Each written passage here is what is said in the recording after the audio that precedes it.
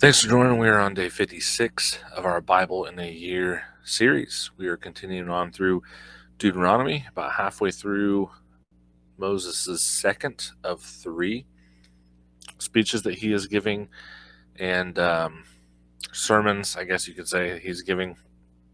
But interesting stuff, exciting stuff. We're getting to see the nation of Israel finally kind of on the cusp of this promise that had been given to them. So we'll jump straight in. Deuteronomy 10 is where we will start off. The Lord said to me at that time, cut 2 stone tablets like the first ones, and come to me on the mountain, and make a wooden ark. I will write on the tablets the words that were on the first tablets you broke, and you are to place them in the ark. So I made an ark of acacia wood, cut 2 stone tablets like the first ones, and climbed the mountain with the 2 tablets in my hand. Then, on the day of the assembly, the Lord wrote on the tablets what had been written previously, the 10 Commandments that he had spoken to you on the mountain from the fire. The Lord gave them to me, and I went back down the mountain and placed the tablets in the ark I had made, and they have remained there as the Lord commanded me. The Israelites traveled from Beeroth, Bene Jaakan, to Mosera. Aaron died and was buried there, and Eleazar his son became priest in his place. They traveled from there to Gudgodah, and from Gudgodah to Jotbatha, a land with flowing streams. At that time the Lord set apart the tribe of Levi to carry the ark of the ark of the Lord's covenant, to stand before the Lord to serve him and to pronounce blessing in his name as it is today. For this reason, Levi does not have a portion or inheritance like his brothers. The Lord is his inheritance, and as the Lord your God told him. I stayed on the mountain 40 days and 40 nights like the first time. The Lord also listened to me on this occasion. He agreed not to annihilate you. Then the Lord said to me, get up, continue your journey ahead of the people, so that they may enter the possession and land I swore to give their ancestors. And now, Israel, does the Lord your God ask of you? What does the Lord your God ask of you except to fear the Lord your God by walking in all his ways, to love him and to worship the Lord your God with all your heart and all your soul? Keep the Lord's commands and statutes I am giving you today for your own good. The heavens, indeed, the highest heavens, belong to the Lord your God, as does the earth and everything in it. Yet the Lord had his heart set on your ancestors and loved them. He chose their descendants after them. He chose you out of all the peoples, as it is today. Therefore, circumcise your hearts and don't be stiff-necked any longer. For the Lord your God is the God of gods and Lord of lords, the great, mighty, and awe-inspiring God, showing no partiality and taking no bribe. So, Moses is setting this up still, like really trying to hammer in this idea that God made this covenant with Israel, with the people he's talking to, with their ancestors, the generation before. And he is talking to them about specifically, this is good. Like God has done this for us. He's been faithful. It's us that has not been faithful. Like we have screwed this up, and God is still choosing to be with us. He's picked us out of everybody else, and he wants that with us. Not just a God, the God, God of God, Lord of lords. Like he is trying to get this point across. We'll see what he continues to do. Verse 18. He executes justice for the fatherless and the widow, and loves the resident alien, giving him food and clothing. You are also to love the resident alien, since you were resident aliens in the land of Egypt. You are to fear the Lord your God and worship him, remain faithful to him, and take oaths in his name. He is your praise, and he is your God. I lost my spot. Who has done for you these great and awe-inspiring works your eyes have seen. Your ancestors went down to Egypt, 70 people in all. And now the Lord your God has made you numerous, like the stars in the sky. So, think about that. Like the numbers in Numbers when they did the census, where we are at now, at what we're reading, versus the 70 people that went into Egypt. And that was through slavery, that was through exile in the desert, that was through all this stuff. How much they have grown, how much God has allowed them to grow and prosper, and has taken care of them in situations and places where they had nothing except for God. They had to rely on God.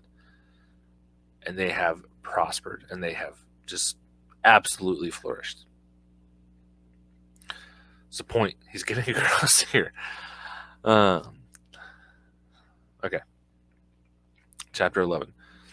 Therefore, love the Lord your God and always keep his mandate and his statutes, ordinances, and commands.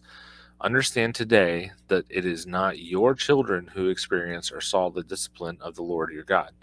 His greatness, strong hand, and outstretched arm, his signs and works he did in Egypt to Pharaoh the king of Egypt and all his land. What he did to Egypt's army, its horses and chariots, when he made the water of the Red Sea flow over them as they pursued you, and he destroyed them completely. What he did to you in the wilderness until you reached this place, and what he did to Dathan and Abiram, the sons of Eliab, the Reubenite, when in the middle of the whole Israelite camp the earth opened its mouth and swallowed them, their households, their tents, and every living thing with them. Your own eyes have seen every great work the Lord has done. Keep every command I am giving you today, so that you may have the strength to cross into and possess the land you are to inherit, and so that you may live long in the land the Lord swore to your ancestors, and give them and their descendants a land flowing with milk and honey. For the land you are entering to possess is not like the land of Egypt, from which you have come, where you sowed your seed and irrigated by hand as in a vegetable garden. But the land you are entering to possess is a land of mountains and valleys, watered by rain from the sky. It is a land the Lord your God cares for. He is always watching over it from the beginning to the end of the year. So, comparison to where they were before, right? He's talking about Egypt and how specifically in Egypt it was they had produce. They were able to get food and stuff, but they had to labor heavily over it. And he's saying this is not like that. This is a land that is flourishing on its own. God is looking over this land. This is not something that they're going to have to toil over quite as much as what they did in Egypt. Verse 13, if you carefully obey my commands I am giving you today to love the Lord your God and worship him with all your heart and all your soul, I will provide rain for your land in the proper time, the autumn and spring rains, and you will harvest your grain, new wine, and fresh oil. I will provide grass in your fields for your livestock. You will eat and be satisfied. Be careful that you are not enticed to turn aside, serve and bow and worship to other gods. Then the Lord's anger will burn against you. He will shut the sky, and there will be no rain. The land will not yield its produce, and you will perish quickly from the good land the Lord is giving you. Imprint these words of mine on your heart and minds. Bind them as a sign on your hands, and let them be a symbol on your foreheads. Teach your children, talking about them when you sit in your house, and when you walk along the road, when you lie down and when you get up.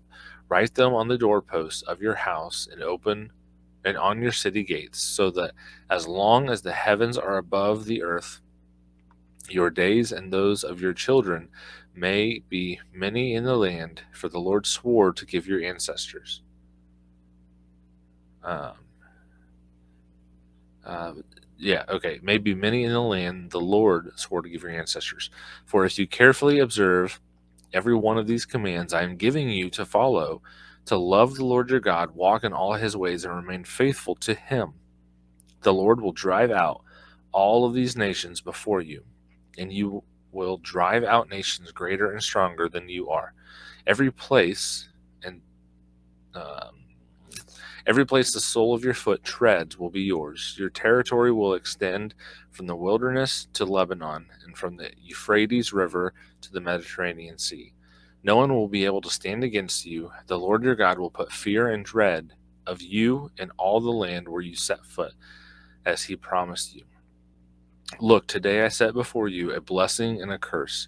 There will be a blessing if you obey the commands of the Lord your God I am giving you today, and a curse if you do not obey the commands of the Lord your God, and you turn aside from the path I command you today by following other gods you have not known. When the Lord your God brings you into the land you are entering to possess, you are to proclaim the blessing at Mount Gerizim and the curse at Mount Ebal. Aren't these mountains across the Jordan, beyond the western road, in the land of Canaanites who live in the Arabah, opposite Gilgal, near the oaks of Moreh? For you are about to cross the Jordan to enter and take possession of the land the Lord your God is giving you. When you possess it and settle in it, be careful to follow all the statutes and ordinances I set before you today. Verse 12. Be careful to follow these statutes and ordinances in the land that the Lord, the God of your ancestors, has given you to possess all the days on the earth. So, this may seem repetitive. We hear the same phraseology a lot. But keep in mind, how many times has Israel really just screwed up, right? They've gone back to old ways. They've,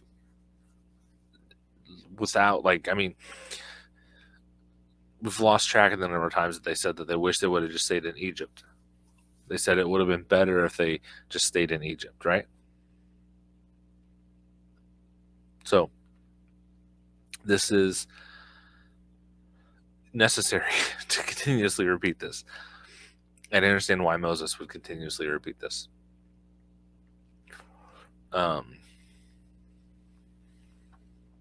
Verse 2. Destroy completely all the places where the nations that you are driving out worship their gods, on the high mountains, on the hills, and under every green tree. Tear down their altars, smash their sacred pillars, burn their Asherah poles, cut down the carved images of their gods, and wipe out their names from every place. Don't worship the Lord your God this way. Instead, turn to the place the Lord your God chooses from all your tribes and put his name for his dwelling and go there.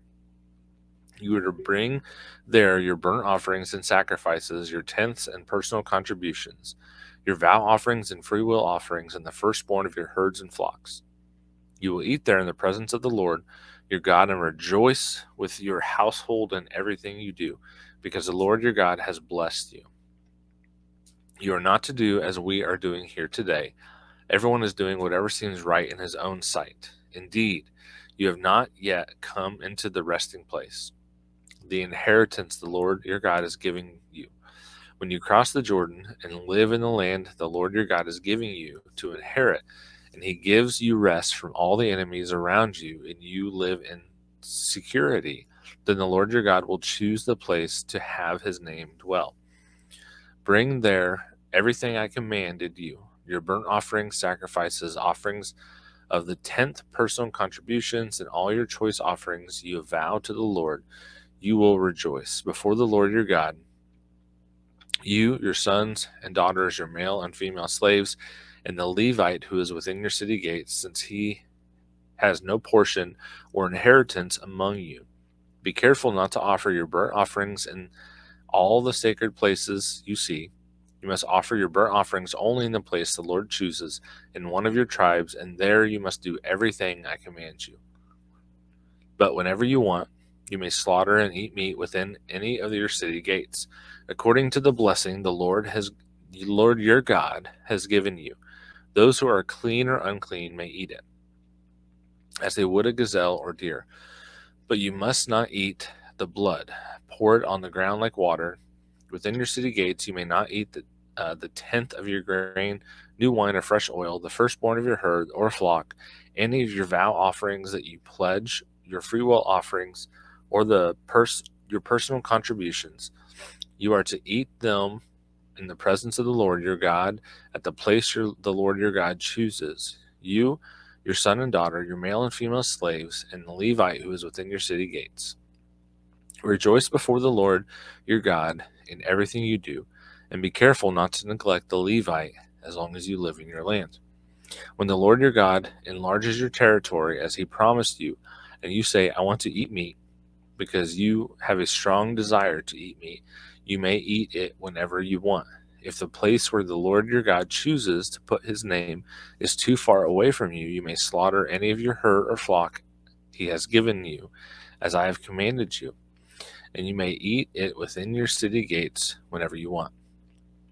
Indeed, you may eat it as the gazelle and deer are eaten. Both the clean and unclean may eat it. But don't eat the blood, since the blood is the life, and you must not eat the life of the meat. Do not eat blood poured on the ground like water. Do not eat it, so that you and your children after you will prosper, because you will be doing what is right in the Lord's sight. But if you are to take the holy offerings, you have your vow offerings, and go to the place the Lord chooses. Present the meat and blood of your burnt offerings on the altar of the Lord your God. The blood of your other sacrifices is to be poured out beside the altar of the Lord your God, but you may eat the meat. Be careful to obey all these things I command you, so that you and your children after you may prosper forever, because you will be doing what is good and right in the sight of the Lord your God. When the Lord your God annihilates the nations before you, which you are entering to take possession of, and you drive them out, live in their land, be careful not to be ensnared by their ways. After they have been destroyed before you, do not inquire about their gods, asking, how did these nations worship their gods? Also, do the same. You must not do the same. Do not inquire about their gods, asking, how did these nations worship their gods? I'll do the same. You must not do the same to the Lord your God, because they practice every detestable act which the Lord hates for their gods. They even burn their sons and daughters in the fire of their gods. Be careful to do everything I command you. Do not add anything to it or take anything away from it. Okay. That is it for the reading for today. At the end there, it talked about, and this is why this is so important. So at the end, it talked about not worshiping the other gods because they do all these terrible things, including burning their sons and daughters. I think I may have talked about this before, but there's actually a practice where they would take like a statue. Sorry, I have something in my eye. They take like a statue and they heat it up. I think this was for Baal, but they would heat it up. And this was specifically a Canaanite ritual, and the statue had hands out in front of it.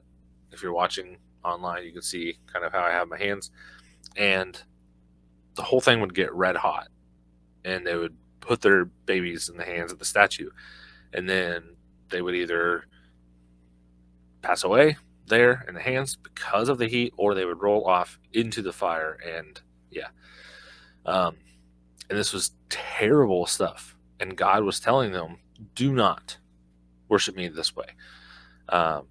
We talked about this, I believe it was yesterday, about like God is specifically saying There's a set way for you to worship me. I've told you what that is. You don't need to go away from that because like there's no reason to. And the stuff that you're seeing these other nations do is terrible, vile, wicked stuff. You cannot worship God in a wicked way. You cannot do something that God says is detestable and evil and say that that is a form of worship to God. You can't. That's the warning that's here, and that's something that I believe, as of yesterday. I talked about this a little bit, but that is something we see even in some circles and some churches today. So, okay, let's get into the questions. Question 1: what does it mean to you to love God with all your heart, soul, and strength, and how can we actively demonstrate that love in our lives? Um, I think really it's just meaning that you're loving God with everything. It is not just a uh, it's not just something based on feelings. It's not just based on intellect. It's not just based on physical ability or anything like that. Like it is you're loving God with every part of yourself. Now, what that looks like practically, I think, is a uh, showing that you love God by what you do. Now, this isn't saying that what you do is earning you anything, but it's demonstrating that you love God that way. In the same way that I know, um, oh, my wife likes when I leave her notes, right? And so I will randomly, kind of in our house, I have different places I will where I know that she'll come across it, and sometimes sometimes I leave it in a really obvious spot, and she doesn't see it for days. But um, she so she enjoys that. She enjoys the reading the notes and things like that, and so that's something that I will do, not because it necessarily earns me anything from her. Um, it doesn't like put me higher up on like another level or anything like that. It is something that I do to show her that I love her. Right? This is kind of what this idea is getting at, but it's saying that you need to do it with everything that you are, not just emotions, not just showing it through emotionally that you love God, that, but also intellectually, like thinking about it, like learning God, um, physically doing things that God wants you to do. It is very much getting at on every level you can possibly show it, show it. Um, that's my thoughts on that. So, question 2: how can we cultivate a deeper commitment to God's commandments in our daily routines? So I think with this, thinking through God's character, thinking how that translates into our interactions with each other, with other believers, with non-believers, with, I mean, really anybody. I think that is a big way for this. Um, the one aspect of this, I think that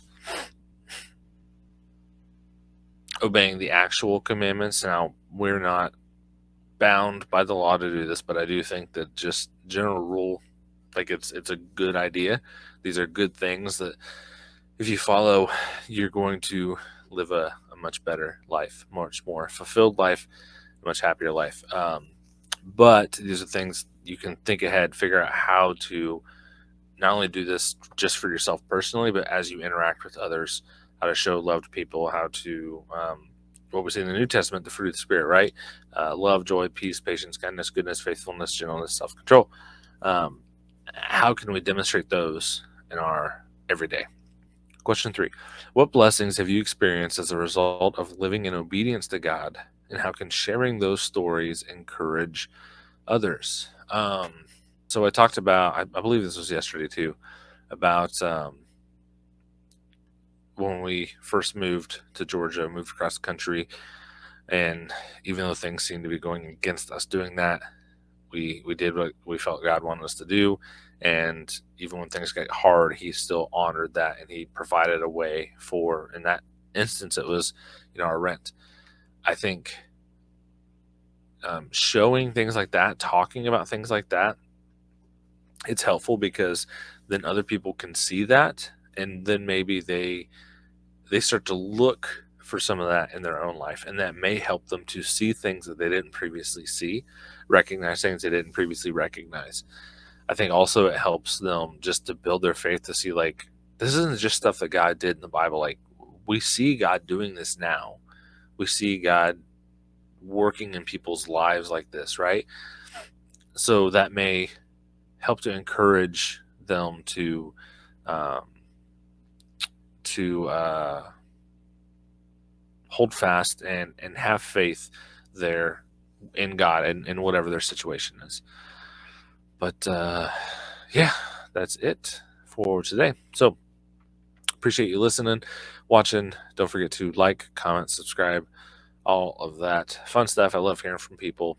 If this has been a blessing to you, pass it along. Word of mouth is the best way that podcast spreads, so you can help it bless other people by introducing them to it, mentioning it to them, sending it to them, and they can jump in wherever, either today or at the beginning or wherever they feel comfortable, and they can just jump straight in. We are continuing in Deuteronomy. Tomorrow we will be in Deuteronomy 13. Yeah, 13, 14, 15. I had to think of for a minute where we were at, but we will be continuing in Deuteronomy tomorrow. And until then, God bless.